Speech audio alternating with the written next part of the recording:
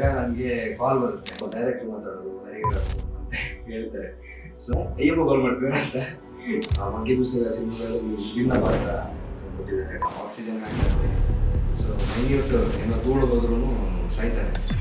Acting class ಮುಗಿದ ತಕ್ಷಣ ಇಲ್ಲಿಗೆ ಬಂದು ಆಡಿಷನ್ಸ್ ಕೊಟ್ಟ ಮೇಲೆ ಒಂಥರ ಒಂದು ಡಿಫ್ರೆಂಟ್ ಆಗಿರೋ ಕಥೆ ಇದೆ ಅಂತ ಪೇರೆಂಟ್ಸ್ ನಮಗೋಸ್ಕರ ಎಷ್ಟು ಸಫರ್ ಮಾಡ್ತಾರೆ ಅಂಡ್ ಆಲ್ಸೋ ಅವ್ರ ಆಸೆಗಳಿದ್ರು ಮಕ್ಕಳು ಆಸೆಗಳಿಗೋಸ್ಕರ ಅವ್ರ ಆಸೆಗಳನ್ನ ಹೇಗೆ ಸ್ಯಾಕ್ರಿಫೈಸ್ ಮಾಡ್ತಾರೆ ಅನ್ನೋದು ಕೂಡ ಫಸ್ಟ್ ಟೈಮ್ ಕ್ಯಾಮ್ರಾ ಫೇಸ್ ಮಾಡೋ ಇಟ್ಸ್ ನಾಟ್ ಈಸಿ ಥಿಂಗ್. ಈಗಿನ ಯೂತ್ಸ್ಗೆ ಏನು ಮೆಸೇಜ್ ತಲುಪಬೇಕೋ ಖಂಡಿತವಾಗ್ಲೂ ಇದರಲ್ಲಿ ಆ ಮೆಸೇಜ್ ಇದೆ. Really interesting. ರಮೆಯಲ್ಲಿ ಇರುವಂತ ಪಾತ್ರಗಳು ಅಂದ್ರೆ ಅವನೇ ಕ್ರಿಯೇಟ್ ಮಾಡಿರುವಂತ ಕ್ಯಾರೆಕ್ಟರ್ಸ್ ಫ್ರೆಂಡ್ಸ್ಗಳು. ಸೊ ಹೊರಗಿನ ಪ್ರಪಂಚ ಅವನಿಗೆ ಗೊತ್ತಿರಲ್ಲ, ಹೊರಗಿನ ಪ್ರಪಂಚದಲ್ಲಿ ಅವನೇ ಗೊತ್ತಿರೋದು. ಇಲ್ಲಿ ನಾವು ತೋರಿಸ್ತಾ ಇರೋದು ಇನ್ನೋಸೆಂಟ್ ಲವ್. ನನ್ನ ಕಾಲಿಗೆ ಏಟಾಯ್ತದೆ ಇಟ್ಕೊಳ್ಳಿ, ಯಾರು ಬರಲ್ಲ. ಅವ್ರಿಗೆ ಕಾಲ ಏಟಾಯ್ತದೆ ಇಟ್ಕೊಳ್ಳಿ, ಇಡೀ ಸೆಟ್ಟೆ ಹೊಡ್ಕೊಂಡ್ಬರ್ತದೆ. ಇವರಿಗೆ ಮನೆಯಲ್ಲಿ ಪಾತ್ರ ತೊಳೆಯೋದು, ಗುಡ್ಸೋದು, ವಿಡಿಯೋ ಮಾಡಿ ಹೇಗೆ ಕಳಿಸ್ತಾ ಇದಾರಂತ ಇಲ್ಲಿ ಸೆಟ್ಟಿಗೆ. ಸೊ ಆ ತರದ್ದು ಒಂದು ವಿಭಿನ್ನವಾದ ಒಂದು ಹುಡುಗಿಯಿಂದ ಯಾಕೆ ನೀವು ಇಲ್ಲದ್ರೆ ಆ ಕೋಣೆಯಲ್ಲಿ ನೀವು ಒಬ್ಬನೇ ಇರೋದು, ನಿಮ್ಗೆ ಇರ್ಲಿಕ್ಕೆ ಆಗುದಿಲ್ಲ.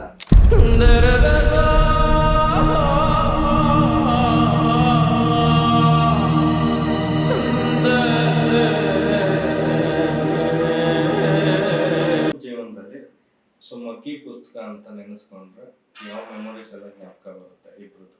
ನಂದು ಮಗ್ಗಿ ಪುಸ್ತಕ ಅಂತ ಕೇಳಿದಾಗೆಲ್ಲ ಏಟಿದ್ದು ನೆನಪು ಬರುತ್ತೆ ನನಗೆ. ಏಟು ಬೀಳೋದು. ಎಲ್ಲರೂ ಹೇಳ್ತಾರೆ ಮಗ್ಗಿ ಪುಸ್ತಕ ಅಂತ ಕೇಳಿದಾಗ ನನಗೆ ಬಾಲ್ಯಕಾಲ ನೆನಪಾಗುತ್ತೆ, ಶಾಲೆ ಜೀವನ ನೆನಪಾಗುತ್ತೆ, ಒಂದಷ್ಟು ಮಗ್ಗಿ ಬರೆದಿದ್ದು ನೆನಪಾಗುತ್ತೆ ಅಂತ. ನನಗೆ ಏಟು ಬಿದ್ದಿದ್ದು ನೆನಪಾಗುತ್ತೆ. ಮಗ್ಗಿ ಪುಸ್ತಕ ಅಂದ ತಕ್ಷಣ ನಾವು ಅದೇ ಸೆಕೆಂಡ್ ಸ್ಟ್ಯಾಂಡರ್ಡ್ ಇಂದ ಇನ್ಫ್ಯಾಕ್ಟ್ ಅನ್ಸುತ್ತೆ 2nd to 7th ವರೆಗೂ ಮಗ್ಗಿ ಎಷ್ಟು ಕಲಿತಾ ಇತ್ತು ಅಷ್ಟು ಮರ್ತು ಹೋಗ್ತಾ ಇರುತ್ತೆ ಹೊರತು ಅದು ನೆನಪಿರೋದಿಲ್ಲ. ಸೊ ಮಗ್ಗಿ ಕಲಿಯೋದಕ್ಕೆ ಸೈಕಲ್ ಹೊಡೆದಿದ್ದೇ ನೆನಪಾಗ್ತಾ ಇರುತ್ತೆ. ಓಕೆ, ಅಲ್ಲಿ ನಿಮ್ಮ ಪಾತ್ರವನ್ನ ಪರಿಚಯ ಮಾಡಬೇಕು ಅಂದ್ರೆ ಹೇಗೆ ಹೇಳ್ತೀರಾ? ನಾನು ಇದರಲ್ಲಿ ಮುಖ್ಯ ಭೂಮಿಕೆ ಪಾತ್ರದಲ್ಲಿ ಅಭಿನಯಿಸಿದ್ದೀನಿ. ಮಗ್ಗಿ ಪುಸ್ತಕ ಅನ್ನೋದು ಅವನಿ ಕಾದಂಬರಿ ಆಧಾರಿತ ಸಿನಿಮಾ. ಇದರಲ್ಲಿ ನನಗೆ ಒಂದು ಅದ್ಭುತವಾದಂಥ ಪಾತ್ರ ಕೊಟ್ಟಿದ್ದಾರೆ. It's golden opportunity. ನಮ್ಮ ನಿರ್ದೇಶಕರು ಹರಿಹರಸ್ ಸರ್ ಅವರು ಒಂದು ಅದ್ಭುತವಾದಂಥ ಪಾತ್ರ. ಇದು ತುಂಬಾ ಖುಷಿಯಾಗುತ್ತೆ and also it's a challenging role ಅಂತ ಹೇಳ್ಬೋದು. ತುಂಬ ಖುಷಿಯಾಗುತ್ತೆ ಅಂತ ಗೋಲ್ಡನ್ ಆಪರ್ಚುನಿಟಿ ಕೊಟ್ಟಿಗೆ ನಾನು ಥ್ಯಾಂಕ್ಸ್ ಹೇಳೋದಕ್ಕೆ ಇಷ್ಟಪಡ್ತೀನಿ ಅವರಿಗೆ. ನನಗೆ ಮಗ್ಗಿ ಪುಸ್ತಕ ಸಿನಿಮಾದಲ್ಲಿ ಒಂದು ವಿಭಿನ್ನ ಪಾತ್ರ ಕೊಟ್ಟಿದ್ದಾರೆ ಡೈರೆಕ್ಟ್ರು. ಆಲ್ಮೋಸ್ಟ್ ಈಗ ಯಾವ ಸಿನಿಮಾದಲ್ಲಿ ಬರಲಿಲ್ಲ ಅಂಥ ಪಾತ್ರ ಅಂತ ಹೇಳ್ಬೋದು. ಯಾಕಂತ ಹೇಳಿದ್ರೆ ಒಂದು ಅವನಿಗೆ ಆ ಒಂದು ಪಾತ್ರದಲ್ಲಿ ಇರುವಂಥ ಒಬ್ಬ ಏನು ಮೃತ್ಯುಂಜಯ ಅಂತ ಒಂದು ಪಾತ್ರ, ಅವನ ಒಂದು ರೂಮಲ್ಲಿ ಅವನದೇ ಪ್ರಪಂಚದಲ್ಲಿ ಇರ್ತಾನೆ ಅವನು. ಸೊ ಆ ಥರ ಇರುವಂಥ ಪಾತ್ರ. ಒಂದು 10-15 ದಿನ ಶೂಟಿಂಗ್ ಇತ್ತು. ಸೊ 10-15 ದಿನದಲ್ಲೂ ಡೈರೆಕ್ಟ್ ನನಗೆ ಉಸಿರು ಕಟ್ಟಿಸಿದ್ದಾರೆ. ಯಾಕಂತ ಹೇಳಿದ್ರೆ ಒಂದು ಕಡೆ ಬಲೂನ್ ಏನು ಏರ್ ಬಲೂನ್ ಒಳಗೆ ಇರುವಂಥದ್ದು, ಹಾಗೆ ಕೆಲವೊಂದು ಅದಕ್ಕೆ ಇರುವಂಥ ಒಂದು ಕಾಸ್ಟ್ಯೂಮ್ಸ್ ಅಂತಲ್ಲ, ಒಂದು ಆರ್ಟ್ ಅಂತಲೇ ಹೇಳ್ಬೋದು. ಸೊ ಅಂಥ ಪ್ರಾಪರ್ಟೀಸ್ ಇತ್ತು. ಸೊ ಅದು ತುಂಬ ಬ್ಯಾಲೆನ್ಸಿಂಗ್ ಆಗಿರಬೇಕು. ಈ ಕೈ ಆ ಕೈ ಏನಾದ್ರು ಆಚೀಚೆ ಆದರೆ ಬಾಕ್ಸ್ ಮಾರೋದು. ಆಮೇಲೆ ಹಿಂದ್ಗಡೆ ಆಕ್ಸಿಜನ್ದು ಇದಿರುತ್ತೆ, ಆಕ್ಸಿಜನ್ ಹಾಕಿರ್ತೀನಿ.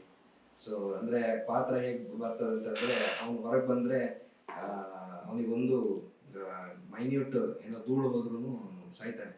ಸೊ ಅಂಥ ಪಾತ್ರ ನನಗಂತೂ ತುಂಬ ಇಂಟ್ರೆಸ್ಟಿಂಗ್ ಆಗಿ ಆ ಪಾತ್ರ ಮಾಡಬೇಕಂದ್ರೆ. ಅಂದ್ರೆ ಈ ಪಾತ್ರ ನೀವು ಹೇಗೆ ಪ್ರಿಪೇರ್ ಆಗಿದ್ರಿ? ವರ್ಕ್ಶಾಪ್ ಅಥವಾ ರೆಫರೆನ್ಸ್ ಅಥವಾ ಪರ್ಸನಲ್ ಎಕ್ಸ್ಪೀರಿಯನ್ಸ್ ಏನಾದ್ರು? ಅಕಾಡೆಮಿಯಿಂದ ಆಕ್ಟಿಂಗ್ ಕ್ಲಾಸ್ ಮುಗಿದ ತಕ್ಷಣ ನನಗೆ ಫಸ್ಟ್ ಆಪರ್ಚುನಿಟಿ ಅಂತಂದ್ರೆ ಮಗ್ಗಿ ಪುಸ್ತಕ. ಇಲ್ಲಿಗೆ ಬಂದು ಆಡಿಷನ್ಸ್ ಕೊಟ್ಟ ಮೇಲೆ ನೆಕ್ಸ್ಟು ಸರ್ ಸ್ಟೋರಿ ಹೇಳಿದ್ರು, ಈ ಥರ ಒಂದು ಡಿಫ್ರೆಂಟ್ ಆಗಿರೋ ಕಥೆ ಇದೆ ಅಂತ.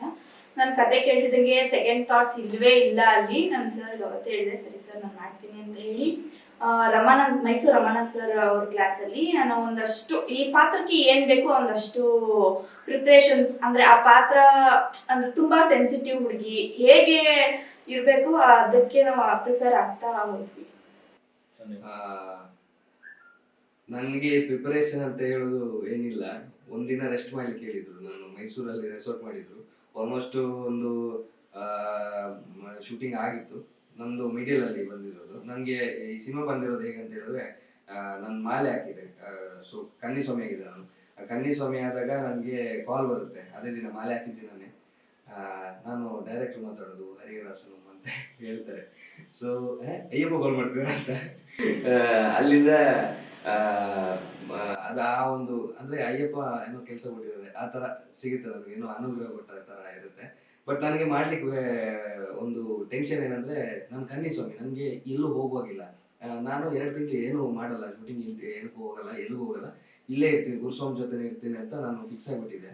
ಸೊ ನಾನು ಹೇಳ್ತಿದ್ದೆ, ನನಗಿಲ್ಲ ಪೂಜೆ ಇದೆಲ್ಲ ಇದೆ, ಶರಣಗಳಿಗೆ ಇದೆ, ನಮ್ಗೆ ಹೊರಗೆ ಹೋಗೋಕ್ಕಾಗಲ್ಲ, ನನಗೂ ಗೊತ್ತೂ ಇಲ್ಲ, ಯಾಕಂದರೆ ಮೊದಲು ಸರಿ ನಾನು ಮಾಲೆ ಹಾಕಿರೋದು ಅಂತ ಹೇಳಿದಾಗ ಅವರು ಹೇಳ್ತಾರೆ, ನಾನೇ ಮಂಗಳೂರು ಬರ್ತೀನಿ, ನಿಮಗೆ ನರೇಟ್ ಮಾಡ್ತೀನಿ ಸ್ಟೋರಿನ ಅಂತ. ಸ್ಟೋರಿ ನರೇಟ್ ಮಾಡಿದ್ರೆ ತುಂಬ ಖುಷಿ ಆಗುತ್ತೆ. ಮತ್ತೆ ನಾನು ನೋಡಿದ್ದೆ ಸೆಟ್ಟಲ್ಲಿ ಮೈಸೂರು ಇದರಲ್ಲಿ, ಯಾವಾಗ ಅಂದರೆ ನಮ್ಮದೆಲ್ಲ ಶಬರಿಮಲೆಗೆಲ್ಲ ಹೋಗಿ ಬಂದ ನಂತರ ಶೂಟ್ ಮಾಡ್ತಾರೆ ಅವರು ಪ್ಲ್ಯಾನ್ ಮಾಡಿ. ಒಂದಿನ ರೆಸ್ಟ್ ಅಂತ ಹೇಳ್ತಾರೆ. ಆ ದಿನ ರೆಸ್ಟ್ ಅಂತ ಹೇಳಿದ್ದು ಮತ್ತೊಂದು ದಿನ ಗೊತ್ತಾಯ್ತು ಯಾಕೆ ರೆಸ್ಟ್ ಒಂದಿನ ಕೊಟ್ಟರು ಅಂತ ಗೊತ್ತಾಯ್ತು. ಯಾಕಂದ್ರೆ 10 ದಿನ ಇದೆಯಲ್ಲ, ಮತ್ತೆ 11 ದಿನ ಹೆಂಗಿತ್ತು ಅಂತ ಹೇಳಿದ್ರೆ, ಬೆಳಗ್ಗೆ 6 ಗಂಟೆಯಿಂದ 6 ಗಂಟೆ ಫಸ್ಟ್ ಶಾಟ್, 5 ಗಂಟೆಗೆಲ್ಲ ಅಲ್ಲಿ ಇರಬೇಕು ಸೆಟ್ಟಲ್ಲಿ, ಸ್ಟಾರ್ಟ್ ಮಾಡ್ತಿದ್ರು. 6 ಗಂಟೆಗೆಲ್ಲ ಫಸ್ಟ್ ಶಾಟ್ ಆಗ್ತಿತ್ತು, ಟಿಲ್ 2 or 3 ಆಗ್ತಾಯಿತ್ತು ನೈಟು. ಸೊ ಅದನ್ನೇ ಆ ಸೈಕಲ್ಲೇ ಪ್ರತಿ ದಿನನೂ ಇತ್ತು. ಸೊ ರೆಸ್ಟ್ ಅಂತ ಹೇಳೋದು ಮೈಂಡಿಗೆ ಬರ್ತಾ ಇರಲಿಲ್ಲ. ರೆಸ್ಟ್ ಅಂತ ಒಂದು ವರ್ಡೇ ಇರ್ತಿರ್ಲಿಲ್ಲ ಅಲ್ಲಿ. ಆವಾಗ ಗೊತ್ತಾಯ್ತು ಡೈರೆಕ್ಟ್ರಿ ಸುಮ್ಮನೆ ಅಲ್ಲ ಹೇಳಿದ್ದು ಫಸ್ಟ್ ದಿನ ಒಂದು ದಿನ ರೆಸ್ಟ್ ಅಂತ. ನನಗೆ ಭಾರಿ ಖುಷಿ ಆಯಿತು, ಕಳೆದ ದಿನ ರೆಸ್ಟ್ ಕೊಟ್ಟರು. ಸೊ ಈ ಸಿನಿಮಾದ ಕಥೆಯಲ್ಲಿ ನಿಮ್ಮ ಪಾತ್ರ ಯಾವ ರೀತಿಯ ಎಮೋಷನಲ್ ಜರ್ನಿ ಮೂಲಕ ಹೋಗುತ್ತೆ ಅಂತ? ಈ ಸಿನಿಮಾದಲ್ಲಿ ಬಂದು ಹೌದು, ಎಮೋಷನ್ಸ್ ಖಂಡಿತವಾಗ್ಲೂ ಇದೆ. ಒಂದು ಬಡ ಹುಡುಗಿ ಅಂದರೆ ಬಡವ್ರ ಫ್ಯಾಮಿಲಿ ಹೇಗೆ ಸಫರ್ ಮಾಡ್ತಾರೆ ಅನ್ನೋದು ಬೇಸಿಸ್ ಮೇಲೆ ಹೋಗುತ್ತೆ. ಆ್ಯಂಡ್ ಆಲ್ಸೋ ನಮ್ಮ ಸಿನಿಮಾ ಬಂದು 4 ಡೈಮೆನ್ಷನ್ಸಲ್ಲಿ ಇರೋದ್ರಿಂದ ಇಲ್ಲಿ ಎಲ್ಲೂ ಬೋರ್ಡ್ ಅನ್ನೋ ವರ್ಡೇ ಇಲ್ಲ. ತುಂಬ ಎಂಟರ್ಟೈನ್ಮೆಂಟು ಇದೆ. ಈ ಒಂದು ಒಳ್ಳೆ ಮೆಸೇಜ್ ಈಗಿನ ಯೂತ್ಸ್ಗೆ ಏನು ಮೆಸೇಜ್ ತಲುಪಬೇಕೋ ಖಂಡಿತವಾಗ್ಲೂ ಇದರಲ್ಲಿ ಆ ಮೆಸೇಜ್ ಇದೆ. ಆ್ಯಂಡ್ ಆಲ್ಸೋ ಪೇರೆಂಟ್ಸ್ ನಮಗೋಸ್ಕರ ಎಷ್ಟು ಸಫರ್ ಮಾಡ್ತಾರೆ, ಆ್ಯಂಡ್ ಆಲ್ಸೋ ಅವ್ರ ಆಸೆಗಳಿದ್ರು ಮಕ್ಕಳು ಆಸೆಗಳಿಗೋಸ್ಕರ ಅವ್ರ ಆಸೆಗಳನ್ನ ಹೇಗೆ ಸ್ಯಾಕ್ರಿಫೈಸ್ ಮಾಡ್ತಾರೆ ಅನ್ನೋದು ಕೂಡ ತುಂಬ ಚೆನ್ನಾಗಿ ತೋರಿಸಿದ್ದಾರೆ ನಮ್ಮ ಡೈರೆಕ್ಟರ್ ಸರ್ ಹಾಗೂ ನಮ್ಮ DOP ಸರ್ ಆದ ನಂದಕುಮಾರ್ ಸರ್ ಅವರು. ಸೊ ರಿಯಲಿ ಇಂಟ್ರೆಸ್ಟಿಂಗ್ ಆ್ಯಂಡ್ ಅದರಲ್ಲಿ ಬೋರ್ಡ್ ಅನ್ನೋ ವರ್ಡೇ ಬರೋದಿಲ್ಲ ಸರ್ ಇದರಲ್ಲಿ. ಸರ್ ನಿಮ್ಮದು? ನನಗೆ ಅದೇ ನಾನು ಆಗಲೇ ಹೇಳಿದಾಗೆ ವಿಭಿನ್ನ ಪಾತ್ರದಲ್ಲಿ ಇದು ಮಾಡಿದ್ದೇನೆ. ಸೊ ನನಗೆ ಎಕ್ಸ್ಪೀರಿಯನ್ಸ್ ಅಂತ ಹೇಳೋದಾದರೆ, ನನಗೆ ಅಲ್ಲಿ ಜೀವಿಸಿದೆ ದೊಡ್ಡದು. ಅಂದರೆ ಆ ಒಂದು ಅಂದರೆ ಏನನ್ಸುತ್ತೆ ಅಂದರೆ, ಆ ಪಾತ್ರ ಅದು ಅಂಥ ಒಂದು ಸೀಕಿದೆ, ಬಟ್ ಅದು ಯಾರೋ ಒಬ್ರಿಗೋ ಇಬ್ಬರಿಗೋ ಇರೋದು. ಸೊ ಆ ಥರ ಯಾರಿಗೂ ಬರಬಾರ್ದು ಅಂತ ನಾನು ಬಯಸ್ತೇನೆ ನಾನು. ಸೊ ಆ ಥರ ಒಂದು ಪಾತ್ರ. ಆವಾಗ ಅವನ ಹೆಸರೇ ಗೊತ್ತಿದೆ. ಸೊ ಅಂತ ಒಂದು ಇದರಲ್ಲಿ ನನಗೆ ಇಷ್ಟವಾದಂತಂದರೆ, ಅವನು ಇನ್ನೋಸೆಂಟು, ಅವನದೇ ಒಂದು ಲೋಕದಲ್ಲಿ ಇರ್ತಾನೆ, ಅವನ ಒಂದು ಕನಸಿನ ಲೋಕ ಇರುತ್ತೆ, ಅವನಿಗೆ ಒಂದಷ್ಟು ಭ್ರಮೆಯಲ್ಲಿ, ಅಂದರೆ ಆ ಭ್ರಮೆಯಲ್ಲಿ ಇರುವಂಥ ಏನು ಹೇಳ್ತಾರೆ ಪಾತ್ರಗಳು ಅವನ ಸುತ್ತಮುತ್ತ. ಅಂದರೆ ಅವನೇ ಕ್ರಿಯೇಟ್ ಮಾಡಿರುವಂಥ ಕ್ಯಾರೆಕ್ಟರ್ಸು, ಅವನೇ ಕ್ರಿಯೇಟ್ ಮಾಡಿರುವಂಥ ಫ್ರೆಂಡ್ಸ್ಗಳು ಅವನಿಗಿರೋದು. ಸೊ ಹೊರಗಿನ ಪ್ರಪಂಚ ಅವನಿಗೆ ಗೊತ್ತಿರಲ್ಲ, ಒಳಗಿನ ಪ್ರಪಂಚದಲ್ಲಿ ಅವನೇ ಕಟ್ಟಿರ್ತಾನೆ ಒಂದು ದೊಡ್ಡ ಪ್ರಪಂಚ ಅಂತ ಹೇಳಲಿಕ್ಕೆ ಇಷ್ಟಪಡ್ತೇನೆ. ಓಕೆ. ಸೊ ನಿಮಗೆ ಯಾವ ಸೀನ್ ಮಾಡುವಾಗ ಹೆಚ್ಚು ಎಮೋಷನಲ್ ಆಗಿತ್ತು?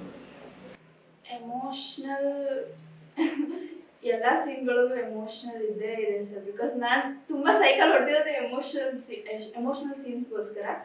ಎಲ್ಲ ಸೀನ್ಸಲ್ಲೂ ಕೂಡ ಎಮೋಷ್ನಲ್ ಆಗುತ್ತೆ. ಸೊ ನಿಮ್ಮದು? ಈ ಇಮೋಷನ್ ಅಂತ ಹೇಳಿದಾಗ ಬಂದಿರೋದೇ ಅದೇ, ಲವ್ ಇಮೋಷನ್ ಇಲ್ಲ ಅಷ್ಟೇ. ಲವ್ ನನಗೆ ಇಮೋಷನಲ್ ಆಗಿದ್ದಿದ್ರಲ್ಲಿ. ಓಕೆ. ಸೊ ಅಂದ್ರೆ ನಿಮ್ಮ ಪಾತ್ರಕ್ಕೆ ನೀವು ಇಲ್ಲಿ ರಿಲೇಟ್ ಆಗ್ತೀರಾ ಅಥವಾ ರಿಯಲ್ ಲೈಫ್ ಜೊತೆ ಏನಾದರೂ ಸಿಮಿಲಾರಿಟೀಸ್ ಇದೆಯಾ ಅಂತ? ರಿಯಲ್ ಲೈಫ್ ಅಲ್ಲಿ ಅಂತಂದ್ರೆ ಇಲ್ಲೂ ಕೂಡ ಅವನಿ 10th ಓದ್ತಾ ಇದ್ದು. ಸೊ ನನ್ನ ಅಂದ್ರೆ ಫಿಲ್ಮ್ ಸ್ಟಾರ್ಟ್ ಆಗೋ ಮುಂಚೆ ನಾನು ಓದ್ತಾ ಇದ್ದು 10th ಅಲ್ಲಿ. ಸೊ ರಿಲೇಟ್ ಆಯ್ತು. ಸೊ ನಿಮಗೆ? ನನಗೆ ಡಿಟೋ ಆಪೋಸಿಟ್ ರಿಲೇಟ್ ಆಯಿತು. ಯಾಕಂದರೆ ಮೃತ್ಯುಂಜಯ ಅಂತ ಹೇಳೋದು IQ ಲೆವೆಲ್ ಇರುವಂಥ person and very knowledge person. Ditto opposite. Okay. So ಅದೇ ಡೈರೆಕ್ಟರ್ ನಿಮ್ಮಿಂದ ಯಾವ ರೀತಿಯ ಪರ್ಫಾರ್ಮೆನ್ಸ್ ನಿರೀಕ್ಷೆ ಇಟ್ಟಿದ್ರು ಅಂತ? ಸೊ ಪರ್ಫಾರ್ಮೆನ್ಸ್ ಅಂದರೆ ನಿರೀಕ್ಷೆ ಇಟ್ಟಿದ್ರು. ಫಸ್ಟ್ಲಿ ದ ಸ್ಪೆಷಲ್ ಥಿಂಗ್ ಅಂದರೆ ನಾನು 416 ಮೆಂಬರ್ಸ್ ಆದಮೇಲೆ ನಾನು 417 ನಾನು ಸೆಲೆಕ್ಟ್ ಆಗಿರೋದು. That's a God's grace and ತುಂಬಾ ಸ್ಪೆಷಲ್ ಮೂಮೆಂಟ್ ಅದು ಅಂತಲೇ ಹೇಳ್ಬೋದು. ನಿಮಗೆ ಈ ಸಿನಿಮಾ ಆಸ್ ಎ ಯೂತ್ ಆಗಿ ಯಾವ ಮೆಸೇಜ್ ಕೊಡುತ್ತೆ ಅನ್ಸುತ್ತೆ? ತಂದೆ ತಾಯಿ ನಮಗೋಸ್ಕರ ಸ್ಯಾಕ್ರಿಫೈಸ್ ಮಾಡ್ತಾರೆ. And the most important thing ಅಂದರೆ ಎಜುಕೇಷನ್. ಈಗಿನ ಯೂತ್ಸ್ಗೆ ಎಜುಕೇಷನ್ ಎಷ್ಟು ಇಂಪಾರ್ಟೆಂಟ್. ವಿತೌಟ್ ಎಜುಕೇಷನ್ ಸರ್ವೈವ್, ಎಷ್ಟೋ ಜನ ಹೇಳ್ತಾರೆ ಸರ್ವೈವ್ ಆಗೋಕ್ಕಾಗಲ್ವಾ ಅಂತ. ಬಟ್ ಅಂದರೆ ಕೆಲವು ಟೈಮ್ ಆಗಲ್ಲ ಸರ್. ಬಿಕಾಸ್ ನಮ್ಮಿಂದ ಏನೇ ಕಿತ್ಕೊಂಡ್ರು ಎಜುಕೇಷನ್ ಅನ್ನೋದನ್ನ ಕಿತ್ಕೊಳ್ಳೋದಾಗಲಿ ಕಲ್ತನಾಗಿ ಮಾಡೋಕ್ಕಾಗಲ್ಲ. So education is the most important. ನಿಮ್ಮ ಪ್ರಕಾರ ಮಗ್ಗಿ ಪುಸ್ತಕ ಅಂತ ಹೇಳುವಾಗ ನಿಮಗೆ ಮಗ್ಗಿ ಪುಸ್ತಕ ಅಂದಾಗ ಶಾಲೆ ಅದೆಲ್ಲ ನೆನಪಾಗುತ್ತೆ. ಆದರೆ ಮಗ್ಗಿ ಪುಸ್ತಕ ನಮ್ಮ ಜೀವನದಲ್ಲಿ ಇರುತ್ತೆ, ಅಂದರೆ ಜೀವನದಲ್ಲಿ ಇರುತ್ತೆ. ಯಾಕಂತ ಹೇಳಿದ್ರೆ ಜೀವನವೇ ಒಂದು ನಂಬರ್ಸ್ ಇಲ್ಲ ಲೆಕ್ಕ ಅಂತ ಹೇಳ್ಬೋದು, ಲೆಕ್ಕಾಚಾರದಲ್ಲಿ ಜೀವನ ಮಾಡೋದು. ಸೊ ಹಾಗಿರುವಾಗ ಮಗ್ಗಿ ಪುಸ್ತಕ ಪ್ರತಿಯೊಬ್ಬರ ಜೀವನವನ್ನು ಕಾಣಿಸಿದೆ, ಜೀವನ ಶೈಲಿಯನ್ನು ಕಾಣಿಸಿದೆ ಅಂತ ಹೇಳ್ಬೋದು. ಯಾಕಂತ ಹೇಳಿದ್ರೆ ಈಗ ಒಂದು ಒಳ್ಳೆ ಅಂದರೆ ರಿಚ್ ಫ್ಯಾಮಿಲಿ, ಇಲ್ಲಂದ್ರೆ ಮಿಡಲ್ ಕ್ಲಾಸು, ಇಲ್ಲ ಬಡವರು ಅಂತ ಇದ್ರೆ, ಸೊ ಆ 3 ಜನಕ್ಕೂ 3 ರೀತಿಯಲ್ಲಿ ಕಷ್ಟ ಇರುತ್ತೆ.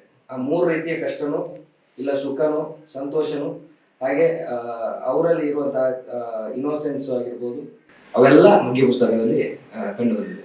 ಓಕೆ, ಸೊ ನಿಮ್ಮಿಬ್ರಿಗೂ ಒಂದು ಕೆಮಿಸ್ಟ್ರಿ ರಿಲೇಟೆಡ್ ಪ್ರಶ್ನೆ. ನಿಮ್ಮಿಬ್ರು ನಡುವೆ ಆನ್ ಸ್ಕ್ರೀನ್ ಕೆಮಿಸ್ಟ್ರಿ ಹೇಗೆ ಬಿಲ್ಡ್ ಆಯ್ತು ಅಂತ?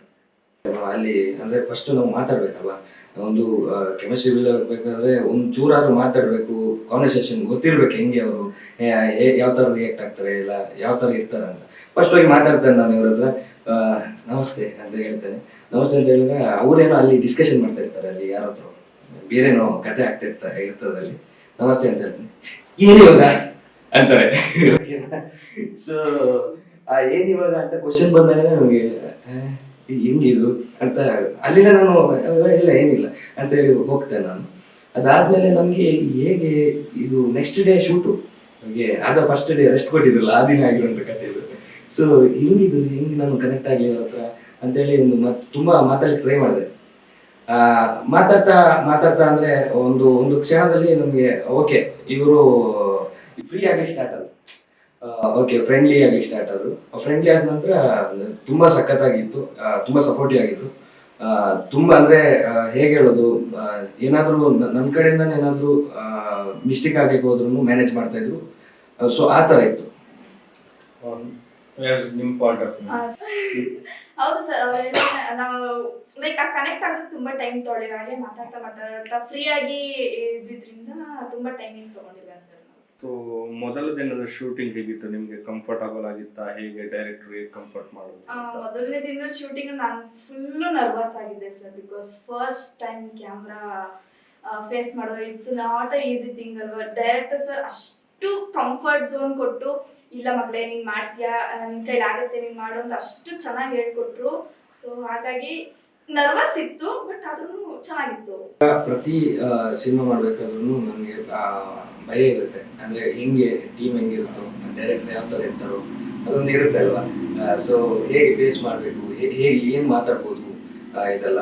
ಬಟ್ ನನಗೆ ಹರೀಶ್ ಅವ್ರ ಹತ್ರ ಬಂದಾಗ, ಹರಿಯಾಣ ಹತ್ರ ಬಂದಾಗ ನನಗೆ ಫೀಲ್ ಆಗಿದ್ದೆ ಬೇರೆ. ಯಾಕಂದ್ರೆ ಅವರು ಫಸ್ಟ್ ಬಂದಾಗನು ನನ್ನ ಹತ್ರ ಚೆನ್ನಾಗಿ ಮಾತಾಡಿ, ಶೂಟಿಂಗ್ ಸೆಟ್ ಅಲ್ಲಿ ಬಂದಾಗ ಅವ್ರು ಯಾವ ತರ ಅಂದ್ರೆ ಅಲ್ಲಿ ಎಲ್ಲ ಹೆಣ್ಮಕ್ಳಿಗೆಲ್ಲ ಅಮ್ಮ ಅಂತ ಕರೀತಾರೆ. ಚಿಕ್ಕ ಮಕ್ಕಳಿಂದ ಹಿಡಿದು ದೊಡ್ಡವ್ರ ತನಕ ಅವರು ಅಮ್ಮ ಅಂತ ಕರೀತಾರೆ. ಅದೇ ತರ ಹುಡುಗರಿಗೆಲ್ಲ ಚಿಕ್ಕವರಿಂದ ದೊಡ್ಡವ್ರ ತನಕ ಅಪ್ಪಾಜಿ ಅಂತ ಕರೀತಾರೆ. ಸೊ ಆವಾಗ್ಲೇ ಗೊತ್ತಾಯ್ತು ನಮ್ಗೆ, ಓಕೆ ತುಂಬಾ ರೆಸ್ಪೆಕ್ಟ್ ಕೊಡ್ತಾರೆ ಅವ್ರು ನಮ್ಗೆ. ಅಂದ್ರೆ ತುಂಬಾ ಒಂದು ಪ್ರೀತಿ ಕೊಡ್ತಾರೆ. ರೆಸ್ಪೆಕ್ಟ್ಗಿಂತ ಜಾಸ್ತಿ ಆ ಪ್ರೀತಿ ಇರ್ಬೇಕು, ಪ್ರೀತಿ ಇದ್ರೇನೆ ಎಲ್ಲ ಬರೋದು. ಸೊ ಅವರಿಗೆ ನನ್ಗೊಂದು ಆ ಒಂದು ಅಂತ ಹೇಳೋದು ಗುರು ಸ್ಥಾನ, ಒಂದು ಅಂದ್ರೆ ಡೈರೆಕ್ಟರ್ ಅಂತ ಹೇಳಿದ್ರೆ ಗುರು ನಮ್ಗೆ. ಸೊ ಗುರು ಸ್ಥಾನವನ್ನ ತುಂಬಾ ಫುಲ್ಫಿಲ್ ಮಾಡಿದ್ದಾರೆ. ಫಸ್ಟ್ ದಿನ ತುಂಬಾ ಕಂಫರ್ಟಬಲ್ ಮಾಡಿದ್ರು. ಕಂಫರ್ಟಬಲ್ ಯಾವ ರೇಂಜಿಗೆ ಅಂತ ಹೇಳಿದ್ರೆ ಸೀನಿಗೂ ಅವರು ಮ್ಯೂಸಿಕ್ ಹಾಕ್ತಾ ಇದ್ರು. ನಾನು ಮ್ಯೂಸಿಕ್ ಡೈರೆಕ್ಟರ್ಗೆ ಹೇಳ್ತಾ ಇದ್ದೆ, ನೀವು ಸ್ಮಸ್ತ್ ಇದು ನೀವು ಹೋರಾಟ ಮಾಡ್ಬೇಕಾಗತ್ತೆ, ನಿಮ್ ಕೆಲಸ ಅವರೇ ಮಾಡ್ತಿದ್ದಾರೆ ಈಗ ಅಂತ. ಯಾಕಂತ ಹೇಳಿದ್ರೆ ಪ್ರತಿ ಸೀನಿಗೂ ಅವರು ಇನ್ವಾಲ್ವ್ ಆಗಿ, ಅದು ಆಕ್ಚುಲಿ ಇನ್ವಾಲ್ವ್ಮೆಂಟ್ ಅವ್ರದ್ದು ತುಂಬಾ ಇನ್ವಾಲ್ವ್ ಆಗಿ ಅವರು ಮ್ಯೂಸಿಕ್ ಹಾಕ್ತಾರೆ. ಯಾವ್ದೋ ಸೀನಿಗೆ ಅಂದ್ರೂ ಮ್ಯೂಸಿಕ್ ಹಾಕೊಂಡು ಮಾಡ್ತಾರೆ. ಸೊ ಆ ಥರ ಒಂದು ಸೀನ್ ಹೇಳ್ಬೇಕಾದ್ರೆ ಅಪ್ಪಾಜಿ ಇಲ್ಲಿ ನೋಡಿ ಅಪ್ಪಾಜಿ ಈ ಥರ ನೀವು ಇಲ್ಲಿಂದ ಬರ್ತೀರಾ ಅಂತ ಹೇಳಿ ಆ ಸಾಂಗ್ ಹೇಳ್ತಾರೆ. ಯಾವ್ದಾದ್ರು ಲವ್ ಸಾಂಗ್ ಅಂತ ಹೇಳಿದ್ರೆ ಅದನ್ನು ಹೇಳ್ತಾರೆ. ಈಗ ನಾವು ಸರ್ಕಾರಿ ಇದು ತಗೊಳ್ಳೋದು, ನಮಗೆ ಬೇರೆ ಯಾವ್ದು ಬರ್ತಾ ಇಲ್ಲ ಇದಕ್ಕೆ. ಈಗ ಈ ಥರ ಬರ್ತೀರಿ ನೀವು, ಅವಾಗ ಅವ್ರು ಇಲ್ಲೂ ಬರ್ತಾರೆ, ಈ ಥರ ಹೇಳ್ಕೊಡ್ತಾ ಇದ್ರು. ಸೊ ಚಿಕ್ಕ ಮಕ್ಳಿಗೆ ಯಾವ ಥರ ಹೇಳ್ಕೊಡ್ತಾರೋ ಅದೇ ಥರ ಹೇಳ್ಕೊಡ್ತಾ ಇದ್ರಲ್ಲ, ತುಂಬಾ ಕಂಫರ್ಟಬಲ್ ಆಗಿ ಫೀಲ್ ಮಾಡ್ತಾ ಇದ್ದೆ ನಾನು. ಓಕೆ, ಈ ಚಿತ್ರದಲ್ಲಿ ರೊಮ್ಯಾಂಟಿಕ್ ಸೀನ್ಸ್ ಇದೆಯಾ? ಇದ್ರೆ ಹೆಚ್ಚು ಕಂಫರ್ಟಬಲ್ ಯಾರು, ಹೀರೋನ ಹೀರೋಯಿನ್? ಕಂಫರ್ಟಬಲ್ ನಾನೇ ಆಫ್ ಕೋರ್ಸ್. ಸೊ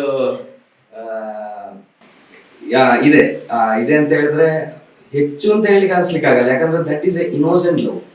ಇಲ್ಲಿ ನಾವು ತೋರಿಸ್ತಾ ಇರೋದು ಇನ್ನೋಸೆಂಟ್ ಲವ್. ಇನ್ನೋಸೆಂಟ್ ಲವ್ ಅಲ್ಲಿ ನಿಮ್ಗೆ ಜಾಸ್ತಿನೂ ಕಾಣಿಸಕ್ಕಾಗಲ್ಲ, ಆಚೆಗೆ ಕಮ್ಮಿನೂ ಕಾಣಿಸಕ್ಕಾಗಲ್ಲ. ಇನ್ನೋಸೆಂಟ್ ಬೇಯಲ್ಲಿ ಹೋಗ್ತಾ ಇರುತ್ತೆ ಲವ್, ಕ್ಯೂಟ್ ಲವ್, ಯಾವುದೇ ಇದಿಲ್ಲ. ಚಿಕ್ಕ ಮಕ್ಳಿಗೆ ನೋಡಿದ್ರು ಭಾರಿ ಖುಷಿ ಆಗುತ್ತೆ ಆ ಥರ ಲವ್. ಸೊ ಶೂಟಿಂಗ್ ವೇಳೆ ಇಬ್ಬರಲ್ಲಿ ಯಾರು ಜಾಸ್ತಿ ಲೇಟ್ ಆಗಿ ಬರ್ತಿದ್ರು? ಲೇಟ್ ಇಲ್ಲ ಸರ್, ಸೆಟ್ ಅಲ್ಲೇ ಇದ್ದಿದ್ರಿಂದ ಲೇಟ್ ಆ ಥರ ಏನಿಲ್ಲ. ಓಕೆ, ಸೊ ಸೆಟ್ನಲ್ಲಿ ಅಂದರೆ ಮೂಡ್ ಕ್ರಿಯೇಟ್ ಮಾಡೋರು, ಒಂದು ಅಟ್ಮಾಸ್ಫಿಯರ್ ಕ್ರಿಯೇಟ್ ಮಾಡೋರು ನೀವಾ ಅವರ? ನನಗೆ ಗೊತ್ತಿಲ್ಲ, ಅವರೇ ಆಗಿರ್ಬೋದು. ಯಾಕಂದ್ರೆ ಈಗ ನೋಡಿ, ನನ್ನ ಕಾಲಿಗೆ ಏಟಾಯ್ತು ಅಂತ ತಿಳ್ಕೊಳ್ಳಿ, ಯಾರು ಬರಲ್ಲ. ಅವ್ರಿಗೆ ಕಾಲು ಏಟಾಯ್ತು ಅಂತ ತಿಳ್ಕೊಳ್ಳಿ, ಇಡೀ ಸೆಟ್ಟೆ ಹೊಡ್ಕೊಂಡ್ಬರ್ತದೆ. ಸೊ ಅದಕ್ಕೆ ನಾನೇನು ಹೇಳಿಕ್ಕಾಗಲ್ಲ. ಸೊ ಡೈಲಾಗ್ ಮಾಡ್ತು ಹೆಚ್ಚು ರೀಟೇಕ್ ತಗೊಂಡಿದ್ದಾರೆ. ಓಕೆ, ಸೊ ಮಗ್ಗಿ ಪುಸ್ತಕ ಟೈಟಲ್ ಕೇಳಿದಾಗ ನಿಮ್ಮ ಫಸ್ಟ್ ರಿಯಾಕ್ಷನ್ ಏನು? ಮಗ್ಗಿ ಪುಸ್ತಕ ಅಂತ ಕೇಳಿದಾಗ ನನಗೆ ಮಗ್ಗಿ ಪುಸ್ತಕ, ಓ ಪುನಃ ಶಾಲೆಗೆ ಹೋದ ಅಂತ ಅನಿಸ್ತು. ಯಾಕಂದ್ರೆ ಸರ್ಕಾರಿಯಿಂದ ಪುನಃ ಶಾಲೆಗೆ, ಬಟ್ ನೋಡುವಾಗ ಶಾಲೆನೇ ಅಲ್ಲ ಅದು, ಬೇರೆ ತರ ಸ್ಟೋರಿ. ಸೊ ಮಗ್ಗಿ ಪುಸ್ತಕ ಅಂತ ಕೇಳುವ ಒಮ್ಮೆ ಆಗುತ್ತೆ ನಮ್ಗೆ, ಮಗ್ಗಿ ಪುಸ್ತಕ ಆಯ್ತು ಟೈಟಲ್ ಅಂತ, ಅಂದ್ರೆ ಅದು ಕ್ಯಾಚಿ ಇದೆ ಟೈಟಲ್. ಸೊ ಅದಕ್ಕೆ ಹಾಗೆ ಅನಿಸ್ತು.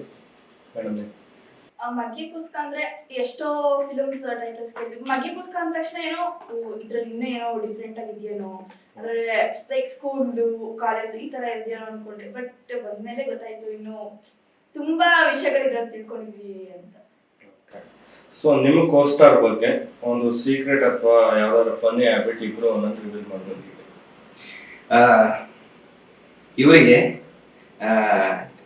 ಇವರಿಗೆ ಜೀವನದ ಮುಖ್ಯವಾದ ಕೆಲಸಗಳನ್ನ ಕಲಿಸಿರುವಂತ ಸಿನಿಮಾ ಇದು ಮಗ್ಗಿ ಪುಸ್ತಕ. ಏನ್ ಕೇಳ್ತಾರೆ ಅಂದ್ರೆ, ಪರ್ಕೆ ಇಟ್ಕೊಂಡು ಗುಡ್ಸೋದು ಹೆಂಗೆ, ಪಾತ್ರೆ ಇಟ್ಕೊಂಡು ತಿಕ್ಕೋದು ಹೆಂಗೆ, ತೊಳೆಯೋದು ಹೆಂಗೆ ಅಂತ. ಯಾಕಂದ್ರೆ ಇವ್ರಿಗೆ ಗೊತ್ತೇ ಇರಲಿಲ್ಲ. ಶೂಟಿಂಗ್ ಬಂದು ಫಸ್ಟೇ ಶೂಟ್ ಮಾಡ್ಬೇಕಾದ್ರೆ ಪಾತ್ರ ತೊಳೆಯೋ ಸೀನ್ ಇರುತ್ತೆ. ಪಾತ್ರ ತೊಳೆಯಕ್ಕೆ ಬರಲ್ಲ ಇವರಿಗೆ. ಡೈರೆಕ್ಟ್ರು ಸೀದಾ ಓಡ್ಕೊಂಡು ಹೋಗಿ ಹೇಳ್ತಾರಂತೆ ಅವ್ರ ಅಮ್ಮನ ಹತ್ರ, ಪಾತ್ರ ತೊಳೆಯಕ್ಕೆ ಬರಲ್ಲ ಇವರಿಗೆ ಅಂತ ಹೇಳಿ. ಇಲ್ಲ, ಅವ್ರಿಗೆ ನಾನು ಏನು ಕೆಲಸ ಕೊಡಲ್ಲ ಮನೇಲಿ ಅಷ್ಟೇ ಹೋಗಿಲ್ಲ. ಆಮೇಲೆ ಗುಡ್ಸೋ ಸೀನ್ ಬರುತ್ತಂತೆ, ಗುಡ್ಸೋದು ಸರಿಯಾಗಿ ಬರಲ್ಲ ಅಂತೆ. ಅದಕ್ಕೆ ತಿರ್ಗಾ ಹೋಗಿ ಹೇಳ್ತಾನೆ, ಗುಡ್ಸೋಕ್ಕೂ ಬರಲ್ಲ ಇವರಿಗೆ ಅಂತ. ಏನಾಗಿದೆ ಗೊತ್ತಾ, ಎಲ್ಲ ಡೈರೆಕ್ಟರ್ ಏನ್ ಮಾಡ್ತಾರೆ, ಇಲ್ಲಿ ಆಕ್ಟಿಂಗ್ಗೋಸ್ಕರ ವರ್ಕ್ಶಾಪ್ ಕೊಡ್ತಾರಲ್ಲ, ಇವರಿಗೆ ಹಂಗಲ್ಲ. ಇವರಿಗೆ ಮನೆಯಲ್ಲಿ ಪಾತ್ರ ತೊಳೆಯೋದು, ಗುಡ್ಸೋದು ವಿಡಿಯೋ ಮಾಡಿ ಡೈಲಿ ಕಳಿಸ್ತಾ ಇದ್ರಂತೆ ಇಲ್ಲಿ ಸೆಟ್ಟಿಗೆ. ಸೊ ಆ ತರದೊಂದು ವಿಭಿನ್ನವಾದ ಒಂದು ಇದಿದೆ, ವರ್ಕ್ಶಾಪ್ ಇದೆ ಇಲ್ಲಿ. ಅಂತ ಏನ್ ಸೀಕ್ರೆಟ್ ಬಿಟ್ಕೊಟ್ಟೇ ಇಲ್ಲ ನನಗೆ. ಇಸ್ ವೆರಿ ಕ್ಲೋಸ್, ಸೀಕ್ರೆಟ್ಸ್ ಬಿಟ್ಕೊಟ್ಟಿಲ್ಲ. ಓಕೆ, ಸೊ ನಿಮ್ಮ ಪಾತ್ರ ರಿಯಲ್ ಲೈಫ್ ನಲ್ಲಿ ಇದ್ರೆ ನೀವು ಫ್ರೆಂಡ್ಸ್ ಆಗಿರ್ತೀರಾ ಅಥವಾ ಫ್ಲೆಕ್ಸ್ ಅಲ್ಲಿ ಇದೆಯಲ್ಲ? ಫ್ರೆಂಡ್ಸ್ ಅಂತಾನೆ ಹೇಳ್ಬೇಕು. ಓಕೆ, ಸೊ ನಿಮ್ಮಿಬ್ಬರ ಕ್ಯಾರೆಕ್ಟರ್ಗೂ ಒಂದೊಂದು ಅಡ್ವೈಸ್ ಕೊಡ್ಬೇಕು ಅಂತ ಹೇಳಿದ್ರೆ ಏನ್ ಹೇಳ್ತೀರಾ? ಕ್ಯಾರೆಕ್ಟರ್ ಅಲ್ಲ, ಬುದ್ಧಿಯೋದಯ ಹೇಳುದಂತ ಹೇಳಿದ್ರೆ, ಯಾಕೆ ಬಿದ್ದಿದೆ ಮಾರೆ ಹಿಂದೆ ಹುಡುಗಿಯಿಂದ, ಯಾಕೆ ಬಿಡ್ಬೇಕು ನೀನು? ಇಲ್ಲದ್ರೆ ಆ ಕೋಣೆಯಲ್ಲಿ ನೀವು ಒಬ್ಬನೇ ಇರು, ನಿಂಗೆ ಇರ್ಲಿಕ್ಕೆ ಆಗುದಿಲ್ಲ, ಯಾಕೆ ಬೇಕು? ಸುಮ್ಮನೆ ಹೊರಗೆ ಹೋಗ್ಬೇಡ, ಹೊರಗೆ ಪ್ರಪಂಚ ಒಳ್ಳೆ ಇಲ್ಲ, ಒಳಗೆ ಇರು ಅಂತ ಹೇಳ್ಬೇಕು. ನೀವು ಮೇಡಮ್? ಅವನಿಗೆ ಅಡ್ವೈಸ್ ಕೊಡೋದಾದ್ರೆ, ಪೇಷನ್ಸ್, ಎಲ್ಲಾ ಕಡೆನೂ ಪೇಷನ್ಸ್ ವರ್ಕೌಟ್ ಆಗಲ್ಲ, ಮಾತಾಡೋ ಕಡೆ ಮಾತಾಡ್ಬೇಕು ಅಂತ ಅಡ್ವೈಸ್ ಕೊಡ್ತೀನಿ. ಓಕೆ, ಸೊ ಈ ಸಿನಿಮಾ ನೋಡಿದ ಮೇಲೆ ಪ್ರೇಕ್ಷಕರು ನಿಮ್ಮನ್ನ ಯಾವ ರೀತಿಯ ನಟ ಅಥವಾ ನಟಿಯಾಗಿ ನೆನಪಿಸ್ಕೊಳ್ಬೇಕು? ಹೊರಗಡೆ ಬಂದ್ಮೇಲೆ ನನ್ನ ಪಾತ್ರ ಮೃತ್ಯುಂಜಯನಾಗಿ ರೆಕಗ್ನೈಸ್ ಮಾಡಬೇಕು ಅಂತ ಇಷ್ಟಪಡ್ತೀನಿ. ಈಗ ಅದೇ ನಂಗೀಗ ಪ್ರವೀಣ ಅಂತ ಕರೀತಾರೆ ಎಲ್ರು, ದಟ್ಟ ಪ್ರವೀಣ ಅಂತ, ಅದೇ ಖುಷಿ. ಸೊ ಹಾಗೆ ಮೃತ್ಯುಂಜಯನು ಒಂದು ರಿಜಿಸ್ಟರ್ ಆಗಬೇಕು, ಮೃತ್ಯುಂಜಯನು ನೆನಪಾಗಬೇಕು. ನಾನು ನೋಡಿದಾಗ ಮೃತ್ಯುಂಜಯನನ್ನು ಕೂಡ ನೆನಪು ಮಾಡಬೇಕು ಅಂತ ಆಸೆ ಪಡ್ತೀನಿ. ಸರ್ ಹೊರಗಡೆ ಬಂದಮೇಲೆ ಅವನಿ ಅಂತ ರೆಕಗ್ನೈಸ್ ಮಾಡಿದ್ರೆ ಇನ್ನೂ ಜಾಸ್ತಿ ಖುಷಿ ಆಗುತ್ತೆ. ಸೊ ಕೊನೆಯದಾಗಿ ವೀಕ್ಷಕರು, ಸೊ ಪ್ರೇಕ್ಷಕರು ಇನ್ನೇನು ಸಿನಿಮಾ 13ನೇ ತಾರೀಕು ರಿಲೀಸ್ ಆಗ್ತಾ ಇದೆ. ಸೊ ಸಿನಿಮಾ ಪ್ರೇಕ್ಷಕರಿಗೆ ಏನು ಹೇಳ್ತೀರಾ? ಎಲ್ಲರೂ ಚಿತ್ರಮಂದಿರಕ್ಕೆ ಬಂದು ಸಿನಿಮಾ ನೋಡಿ ಸಪೋರ್ಟ್ ಮಾಡಿ. ನಿಮಗೆ ಎಂಟರ್ಟೈನಿಂಗ್ ಬಂಚ್ ಇದೆ ಮಗ್ಗಿ ಪುಸ್ತಕದಲ್ಲಿ. ಮಗ್ಗಿ ಪುಸ್ತಕ ಅಂತ ಬಂದಾಗ ನಿಮಗೆ ಎಲ್ಲನೂ ಬಂತು. ಇವಾಗ ಇಮೋಷನ್ ಆಗಿರ್ಬೋದು, ಖುಷಿ ಆಗಿರ್ಬೋದು, ಕಾಮಿಡಿ ಉಂಟು. ತುಂಬ ಜನ ಕಲಾವಿದರು ಇದರಲ್ಲಿ ಭಾಗಿಯಾಗಿದ್ದಾರೆ ಈ ಮಗ್ಗಿ ಪುಸ್ತಕದಲ್ಲಿ. ನಿಮಗೆ ಇದರಲ್ಲಿ ಈ ಕತೆ ನಿಮಗೆ ನೋಡಿದಾಗ, ಸಿನಿಮಾ ನೋಡಿದಾಗ ಒಂದಷ್ಟು ನಿಮ್ಮ ಲೈಫಲ್ಲಿ ಆಗಿರುವಂಥದ್ದು ಟಚ್ ಆಗ್ಬೋದು ಅಂತ ಹೇಳಿಕ್ಕೆ ಇಷ್ಟಪಡ್ತೀನಿ. ನೀವೆಲ್ಲರೂ ಸಿನಿಮಾ ಮಂದಿರಕ್ಕೆ ಬಂದು ಇದೇ ಫೆಬ್ರವರಿ 13ಕ್ಕೆ ಮಗ್ಗಿ ಪುಸ್ತಕ ನೋಡಿ ಅಂತ ಕೇಳ್ಕೊಳ್ತಿದ್ದೇನೆ. Thank you. ಮಗ್ಗಿ ಪುಸ್ತಕ ಕುಟುಂಬ ಕೂತು ನೋಡುವಂಥ ಸಿನಿಮಾ. ಚಿಕ್ಕ ಮಕ್ಕಳಿಂದ ಹಿಡಿದು ವಯಸ್ಸಾದವ್ರ ತನಕನೂ ತುಂಬ ಎಮೋಷ್ನಲಿ ಕನೆಕ್ಟ್ ಆಗುವಂಥ ಸಿನಿಮಾ. ಸೊ ದಯವಿಟ್ಟು ಎಲ್ಲರೂ ಮಿಸ್ ಮಾಡದೆ ಚಿತ್ರಮಂದಿರಗಳಿಗೆ ಹೋಗಿ ನಮ್ಮ ಮಗ್ಗಿ ಪುಸ್ತಕ ಚಿತ್ರನ ನೋಡಿ. ಇದೇ ಫೆಬ್ರವರಿ 13ಕ್ಕೆ ನಮ್ಮ ಚಿತ್ರ ರಿಲೀಸ್ ಆಗ್ತಾ ಇದೆ. ನಿಮ್ಮ ಪ್ರೀತಿ ಆಶೀರ್ವಾದ ಯಾವಾಗಲೂ ನಮ್ಮ ಮೇಲೆ, ನಮ್ಮ ತಂಡದ ಮೇಲೆ ಹೀಗೆ ಇರಬೇಕು ಅಂತ ಕೇಳ್ಕೊಳ್ತೇನೆ. Thank you.